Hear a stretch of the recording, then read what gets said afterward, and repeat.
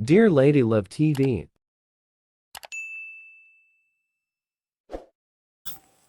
Adele to Forever, Mr. Billionaire.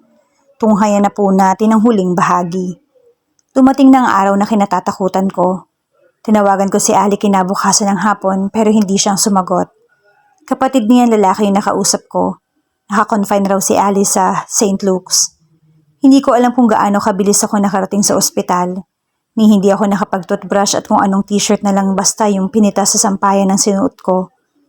Parang sasabog yung ulo ko habang hinahanap ko ang kwarto ni Ali sa napakahabang pasilyo. Nilalamig ako at hindi ko maipaliwanag kung bakit. Alam ko naman posibleng dumating yung araw na to, pero hindi ko maihanda yung sarili ko. Huwag naman ganitong kabilis. Ngayon ay nakatayo ako sa harap ng pinto ng private room ni Ali. Sa mahabang kwadradong glass windows sa pintuan, ay natatanaw ko sa loob ang marahil ikapatid at mami niya. Sa tapat ng mga ito ay ang kama niya. Hindi ko matiyak kung gising siya. Napansin ko na nanginginig yung kamay ko nang hawakan ko malamig na doorknob. Pero agad ko rin binawi yon na para akong napaso. Naduduwag akong pumasok upang harapin ang kalagayan ni Ali na ayon sa kapatid niya ay malubha. Nanghina na raw siya bigla at nahirapan sa paghinga. Papunta pa lang ako sa ospital ay hindi na humihinto ang dasal ko sa isipan na huwag muna please. Hindi ko napaghandaan yung araw na to. Hindi ko kailanman naisip ang araw na darating ako rito. Dahil may bahagi ng pagkatao ko na umaasa sa isang himala. Nagagaling si Ali. Mabubuhay siya ng matagal. Hindi ko maipaliwanag yung nararamdaman ko sa sandaling to. Sana panaginip lang. Hindi ko mapigilan ang panginginig ng katawan ko na parang inuuga ako sa kinatatayuan ko.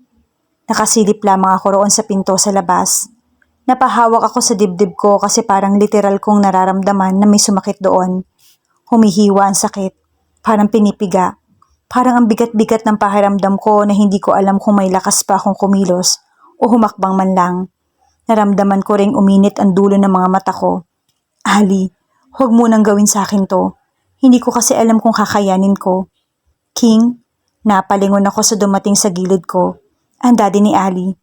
Nakasuot siya ng white coat. Napaangat ako ng tingin sa kanya. Napakuyom yung mga kamay ko.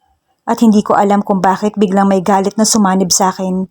Nasapa ko siya sa dibdib nang hindi ko alam kung bakit. Bahagyang napaatras ito.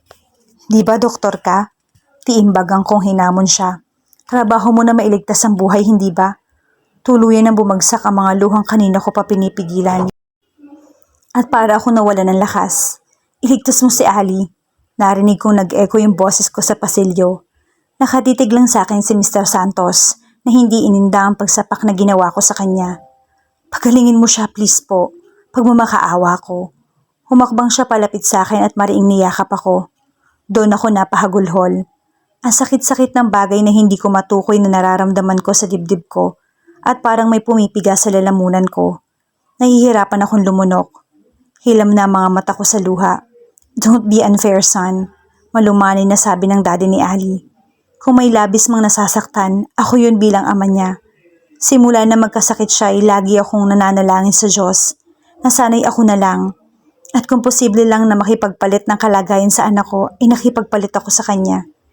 Pinakawalan niya at hinawakan sa balikat. Baka sa matinding kalungkutan sa buong mukha ng daddy ni Ali. Pero nakikita ko ang tapang sa mga mata niya. Niyuko niya ako. Alam kong mahirap tanggapin at alam kong kung gaano kasakit para sa'yo. Para sa batang puso. But we have to be strong for Ali. Dahil nakikita ko kung paanong malakas niyang hinarap ang lahat ng to. I'm sorry pero ito yung realidad ng buhay. There are things in life that are inevitable. Dumarating at wala tayong kapangyarihang pigilan. But we have to accept it. Gaano man yun kasakit. And make the best of what we have. We still have her, King. Hindi pa niya tayo iniiwan. Pinahid ko ang manggas ko, ang luha ko, para akong batang musmo sa harap niya. You know, she talks about you all the time as if you were the most amazing person she never met. Sa tuwing magkukwento siya sa amin ng mami niya tungkol sa'yo, ay nakikita ko na ikaw ang nagbibigay ng lakas sa kanya. Mahina na siya ngayon. Kailangan ka ng anak ko. Binuksan ng daddy ni Ali ang pinto ng kwarto para sa akin. King, nagising ako sa boses ni Ali. Naigli pala ako sandali sa inuupuan ko. kailan ka pa rito? Tanong niya sa nanghihina at parang malat na boses. Para siya naghahabol ng hininga kahit may nakakonektang oxygen sa ilong niya. Maputla ang kulay ng balat niya at tuyong-tuyo ang mga labi niya. Hinila ko ang inuupuan ko palapit sa kama niya.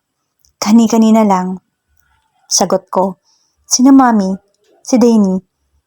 Nagka-client call sandali yung mami mo at ang kapatid mo na may bumili lang ng pagkain. Ang sabi ko'y ako muna yung magbabantay sa'yo. Inabot ko ang kamay niya at ikinulong sa palad ko. Kumusta yung nararamdaman mo? Matamlay na ngumiti si Ali. Mamamatay na yata ako, King. Parang napatid sandali ang paghinga ko. Sinikap ko maging okay sa harap niya kahit sa loob-loob ko'y gusto kong yakapin at umiyak na lang. Sus, magpahinga ka lang, napagod ka lang raw. King, nginitian niyang muli ako. Ipinatong niya yung kamay niyang may swero sa ibabaw ng palad ko. Rule number 2, acceptance. Sabi niya sa boses na parang pagod na pagod. Matagal na sandaling tinitigan ko siya sa mga mata. Napatiimbagang ako. Umiling.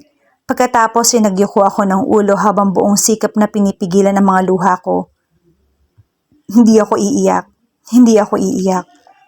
Narinig ko ang pagbuntong hininga ni Ali. King, nag-angat ako ng tingin sa kanya.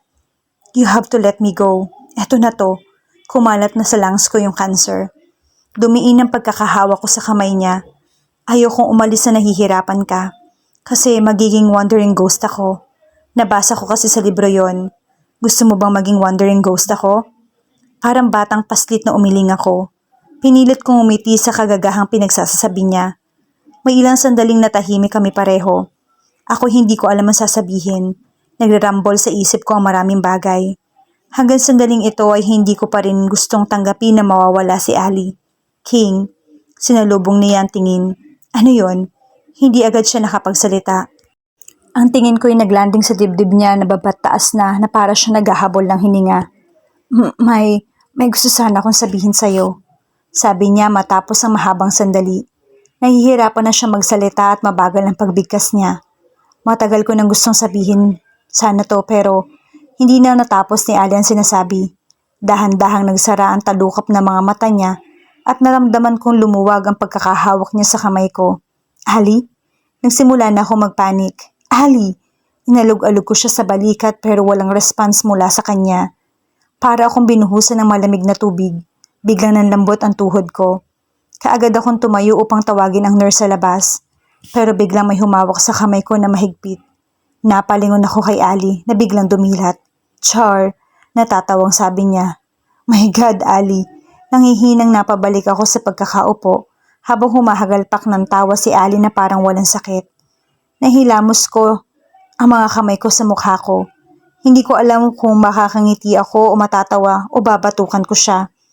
Aalis ka at hindi ka nababalik. Pero hindi pa ako nagpapaalam sa'yo. Paano ba ako magpapaalam kung gusto kitang pigilang umalis?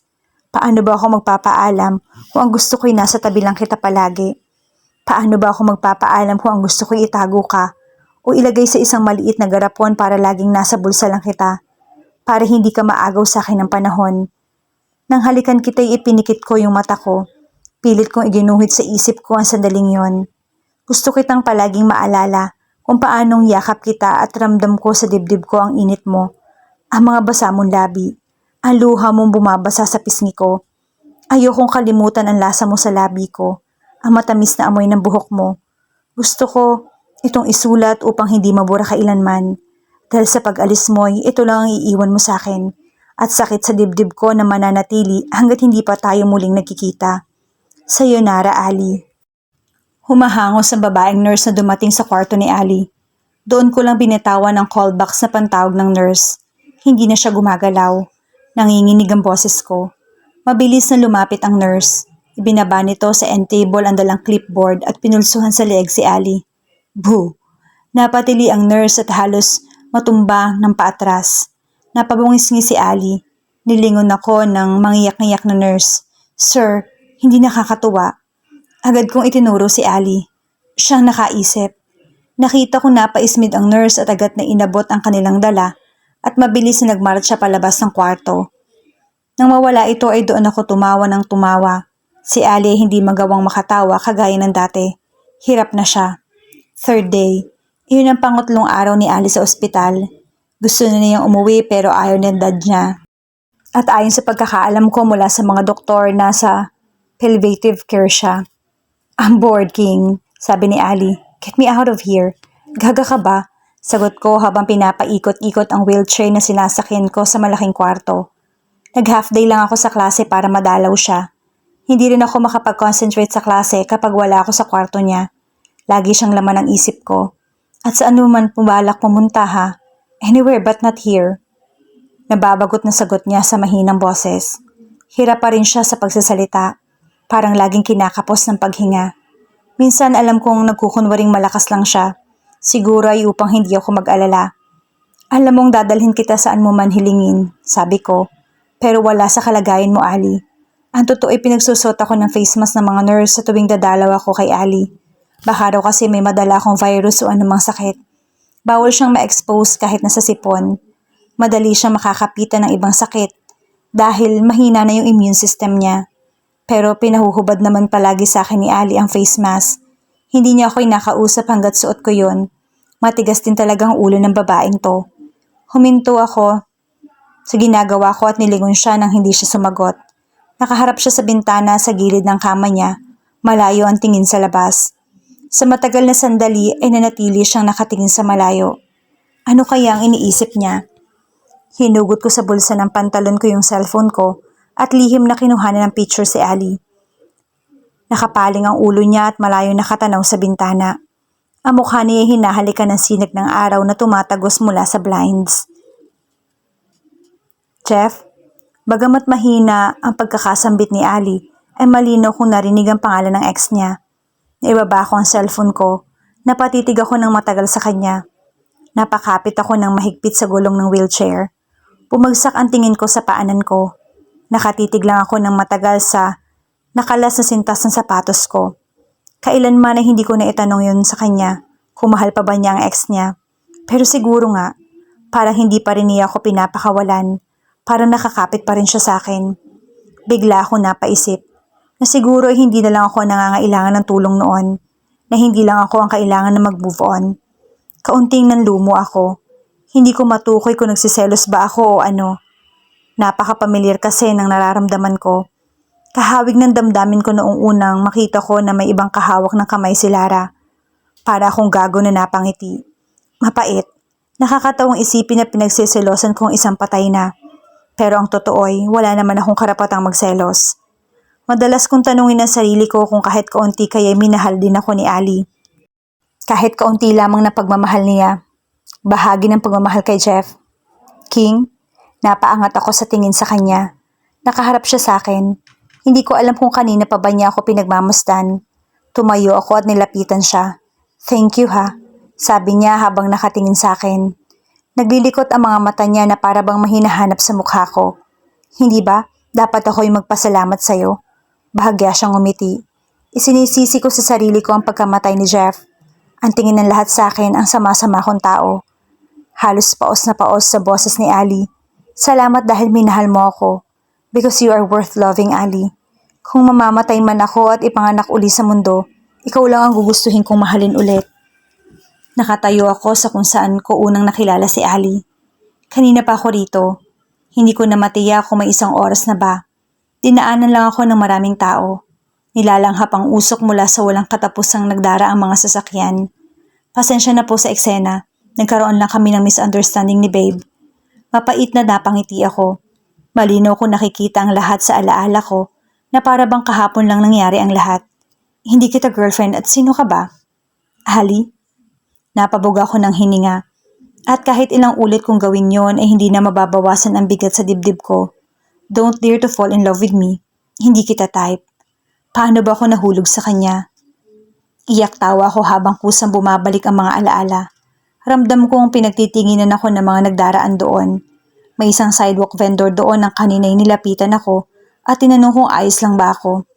Bakit lagi ka nalang nagmamahal ng taong iiwan ka rin? Iyak tawa kong muli nang parang literal kong marinig ang sinabi niya noon. Siguradong iniisip ng mga nakakakita sa akin na nasisiraan ako ng ulo. Sa mismong footbridge na to noon ay tinangka ko magpakamatay dahil hindi ko na makaya yung sakit na pagkabigo kay Lara. Pinigilan ako ng isang babaeng sumulpot na lang sa kung saan. At ngayon nandito muli ako dahil iniwan niya ako. Noong mahalin ko si Lara at lokohin lang ako ay sobra ako nasaktan. Parang may bahagi ng pagkatao ko ang namatay. Minahal ko rin si Ali ng higit pa sa alam ko. Nang mawala siya ay nasaktan din ako ng higit pa. Pero ang iniwan ako ni Ali ay nabuhay ang kalahati ng pagkatao ko na pinatay noon ni Lara. Hindi ako dumating sa buhay ko para mahalin mo ako, kundi para mahalin mo yung sarili mo. Congrats, Ali. Mission accomplished. Malungkot na bulong ko sa hangin. Iyon lang naman ang hiningi ko sa kanya noong una. Ang tulungan ako mag-move on. At iyon ang ibinigay niya. Hindi na mahalaga sa akin kung kailanman ay hindi ko na malalaman kung minahal din ba niya ako. Ako lang naman kasi itong arogante at hambog noong una. Na sa bandang huli ay kinain ko rin lahat ng sinabi ko. Sorry. Mabilis na nilingon ko ang nakasagi ng backpack ko na nakasukbit lang sa balikat ko. Humulas iyon sa balikat ko at nahulog. Isang babaeng estudyante na taga-FEU nakabangga. Agad kong pinulot ang bag ko. Pupulutin ito sana ang binder ko na humagis palabas sa nakabukas ko palang bag. Pero sumenyas ako na. Nagsorry siya uli saka nagmamadaling umalis. Umiskwat ako upang pulutin ang binder ko nang sandaling matigilan ako. May dumapong asul na paro-paro sa picture na binigay sa akin ni Ali na lumabas mula sa pagkakaipit ng binder ko. Wala pang ilang sandali nang lumipad rin agad iyon palayo. Hinabol ko iyon ng tingin habang para akong siraulong napapangiti sa sarili. Dinampot ko yung binder ko at may punit na picture ni Ali. Muling sumanib sa akin ang matinding lungkot nang tingnan ko ang picture. Namimiss ko naman siya. Walang araw na hindi. Hindi ko alam kung paano ako masasanay na wala siya. Naningkit ang mga mata ko nang may mapansin ako sa unang pagkakataon sa picture na hawak ko. Sandaling inilapit ko yun sa mukha ko upang suriin ang tingin. Bigla ko naalala ang sinabi ni Ali tungkol doon. Wala kami sa sentro ng picture na yan. Kasi yung gay friend ko na kumuha niyan may nakitang gwapo. May kumabog sa dibdib ko nang matiyak ko na nasa dulong bahagi ng picture na nakasama sa background. Mabilis na ibinalik ko ang picture sa binder at nagmadali akong umuwi. Hinalughog ko agad ang laman ng parador ko. Hinanap ko ang kahon ng sapatos na natatandaan kong pinaglagyan ko ng NBA cards noong high school. Pare, kausap ko si Jay sa cellphone na tropa ko noong high school. Natatandaan mo nung nagpakuha tayo ng picture sa Eastwood? Inipit ko sa pagitan ng tenga at balikat ko ang cellphone nang abutin ko ang kahon sa itaas ng aparador. Alin doon? Yung picture nating apat ng The Band. Itinuwid ko ang sarili ko. At nakita ko ang kahon sa ibabaw ng kama ko at bumuhos ang napakaraming laman niyon. Yung Polaroid shot. King ina ka naman pre, nung high school pa ba ito? Teka, pwede mamaya ko na? 5 minutes lang. Mamaya mo na ituloy ang pagtawag-tawag mo. Importante to. Sigaw ko at inalatag ko isa-isa sa kama ang mga picture roon. Bakit hindi ko makita? Bakit wala? Ulol, inutusan ako magsaing. Na kanino yung picture pare? Wala sa akin. Mabilis na tanong.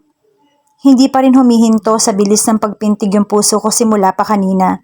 Pare, 5 years ago pa yata yon. Bakit mo hinahanap? Na kanino nga? Mariing tanong ko. Natahimik sandali sa linya yung kausap ko. Natatandaan mo ba? Tanong ko. Ang alam ko nasa akin. Papunta ako ngayon dyan sa inyo. Wala na yung picture pare. Mabilis na dugtong nito. Di ba binaha kami noon ng undoy? Teka, ano bang meron? Bakit parang importante yun sa'yo bigla? Nagtatakang tanong nito. Parang nawala ng lakas na napaupo ako sa kama. May gusto lang akong tiyakin. Sige pare, salamat at pasensya na sa abala. Nalulumong sabi ko.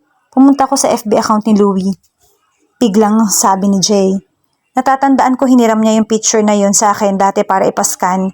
Pumunta ka sa The Band album niya nung high school. Nandun yata yun. Bigla ako nabuhay ng loob. Napatayo ako. Pare, salamat. Malaking bagay to sa akin. Sige, tuloy mo na yung kunwaring pagsasaing mo. Gago. Natatawang sagot nito bago i-end ang tawag. Agad kong hinahanap sa cellphone ko ang FB account ni Louie. Matagal bago ko nahanap sa maraming pictures nito ang hinahanap ko. Kinuha ko sa binder ang picture ni Ali nung high school. Itinabi ko sa cellphone ko. Magkahalong tuwa at lungkot ang naramdaman ko. Kami magtutropa ang nasa background sa picture ni na Ali at kaibigan niya. Bagaman nasa malayo kami, ay natatandaan ko ang lugar na yon at kung bakit nandoon kami magtotropa.